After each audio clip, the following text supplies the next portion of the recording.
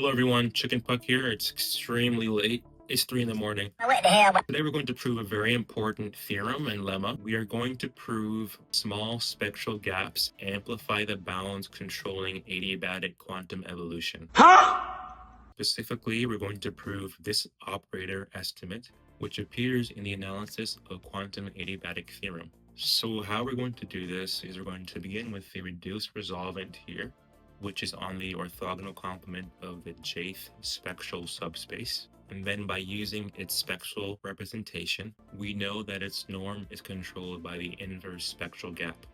So this expression allows us to bound a much more complicated operator, which is contributed in terms of a Hamiltonian derivative, the auxiliary operator A, and then also using the powers of its reduced resolvent. This ultimately expresses the gap, which is an inverse gap dependent in rigorous bounds on quantum adiabatic evolution. So this proof involves 22 steps, and the first half is me explaining how to approach this problem. So let's go over that right now. The first step we have to go over is the Hamiltonian and its eigenspaces. So the EK here is the eigenvalue of the Hamiltonian, and the PK is the projector onto the corresponding eigenspace. The eigenspace is simply a collection of states associated with the same eigenvalue. So if H ket psi equals EJ ket psi, then psi lies in the eigenspace corresponding to EJ. The projector extracts a component of a state that lies in that eigenspace. So for an arbitrary state psi, Pj acting on ket psi is part of the psi inside the jth eigenspace. And 1 minus Pj acting on ket psi is everything orthogonal to that eigenspace. So this is how we get this decomposition here. So next we have the spectral gap, which I defined here, which is the distance between EJ and the closest different eigenvalue. So this gap tells us how isolated our chosen eigenspace is from the other energy levels. A large gap means it is well separated, while a small gap means another energy level is getting close. So the next step is going over the inverse spectral gap. As the spectral gap decreases, the inverse spectral gap increases. So the next step is to understand what the resolvent is. So for an operator H, we have the resolvent, which is RZ equals H minus ZI to the negative 1 whenever the inverse exists. To see what happens, for example, let's say H acts on an eigenstate K.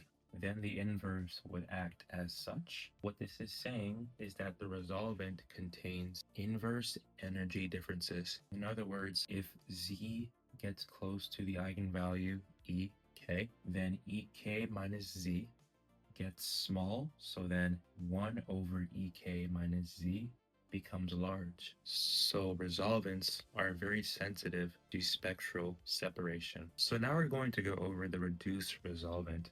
The formula is written here, and as you can see, there is no K equals J term. The denominator would be 0, which would be undefined. The reduced resolvent removes the eigenspace we're focusing on and only acts on the complementary spectral subspace. And that immediately gives this result, which means the reduced resolvent does nothing to the jth eigenspace because of this equation, which equals I. So writing out the resolvent equation here leads here because Rj Pj equals 0.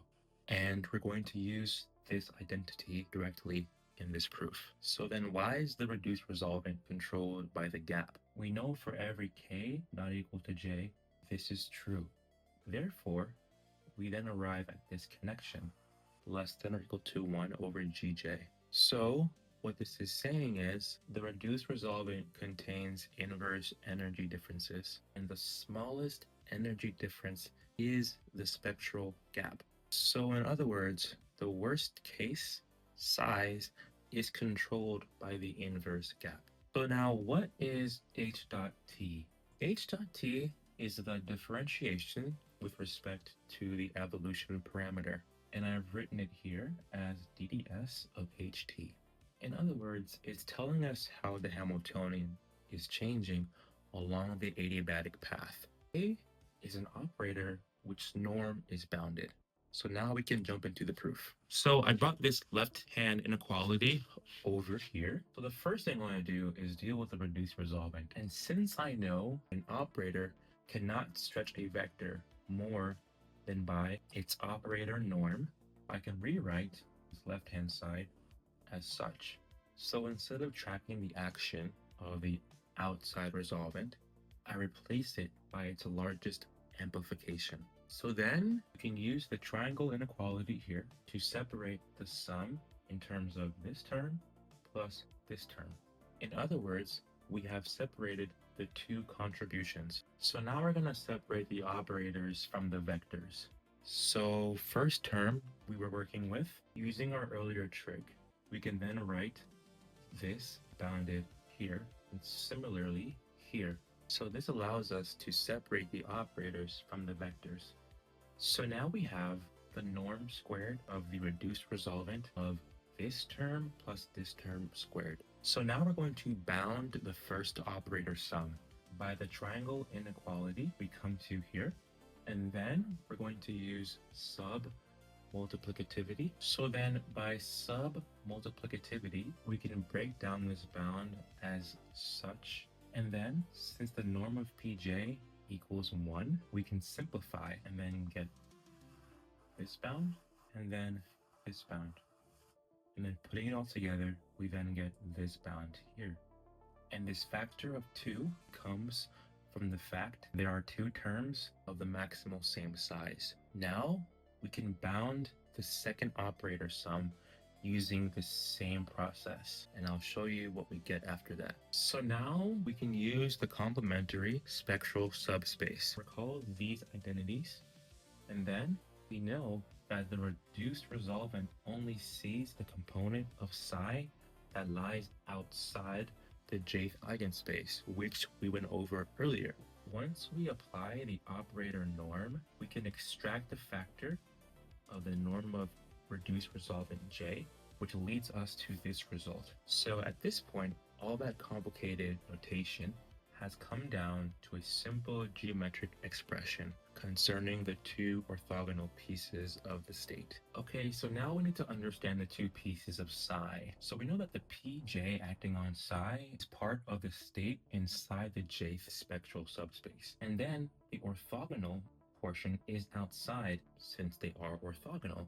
By the Pythagorean theorem, we can then arrive at this simple equation, which just is the Hilbert space way of splitting our vector into its perpendicular components. So now I need to explain where this factor of 3 comes from. Here, I'm expanding this relation we see here, and I need to bound it, right? Through the expansion, simple expansion here, we've seen that the first terms sum to the norm of psi squared. And then from there, since we know that the 1 minus Pj on psi norm is less than this, and is bounded also by psi, the cross terms will satisfy the loose bound here. That leads us to sum here, which means that we can then bound by 3 times the norm of psi squared. And that is where the factor of 3 comes from here. So putting everything together, we come here, which is the exact expression that we were trying to prove. Now we have to connect this back to the spectral gap. So earlier, we went over this inequality, and so squaring that immediately, we get this result.